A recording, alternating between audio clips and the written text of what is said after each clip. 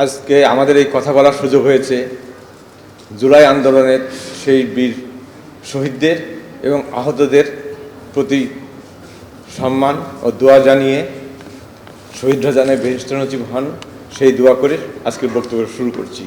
তাদের ত্যাগ ছাড়া গত 15 বছর যেমন আমরা কথা বলতে পারিনি, আজও পারতাম না। এটা আমাদের এই বৃদ্ধদের অপারগতা, যারা আমাদের সন্তানরা করেছে, আমার ভাতিজা করেছে, দীপ্র করেছে, সে তার জীবন বাজি রেখে এই যুদ্ধে নেমেছে। সে কিন্তু চাকরি করে, কিন্তু তবুও সে ছাত্র না, কিন্তু সে যুদ্ধে গিয়েছে এই অপশাসনকে দূর করতে। তো এখন মূল কথায় আসি। এই যে 57 জন দেশপ্রেমিক চৌকো সেনা অফিসারকে শান্তভাবে পরিকল্পিতভাবে হত্যা করেছে স্বৈরাচারী খুনি শেখ হাসিনা, ইন্ডিয়ার সরাসরি পরিকল্পনায়, রয়ের সরাসরি অংশগ্রহণের মাধ্যমে।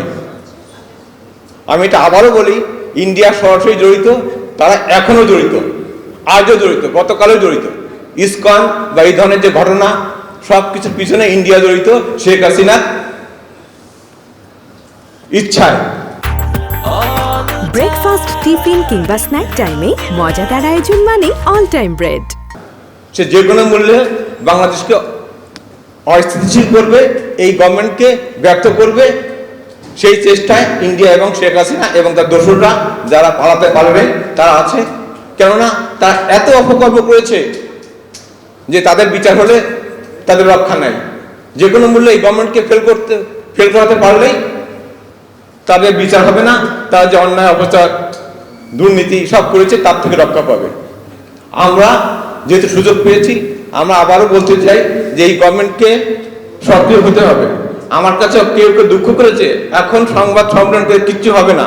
এই গভর্নমেন্ট নিজেই টিকতে পারছে না শেখ হাসিনা গংদের এবং ইন্ডিয়ার কারণে এবং কোনো কোনো প্রচার মাধ্যমের কারণে।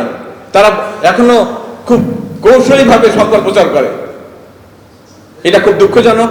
আমি মিডিয়া ভাইদেরকে বলতে চাই, এই যে ভাবিরা বলে গেলেন যে খালেদা জিয়ার বাড়ি ভেঙে আমাদেরকে দেওয়া হয়েছে, আমাদের ভাবিদেরকে দেওয়া হয়েছে, এই যে অপপ্রচার আপনাদের মাধ্যমে দেশবাসী জানে, তাই এই অপপ্রচার যাতে বন্ধ হয় সেটা করতে হবে।